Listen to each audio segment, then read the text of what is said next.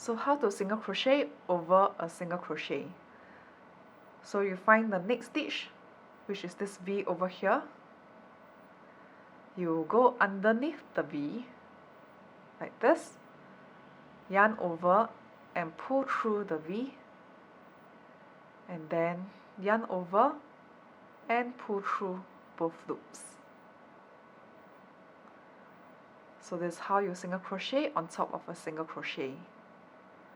So find the next V, going underneath the V, yarn over and pull through the V, yarn over and pull through both loops, and we repeat throughout.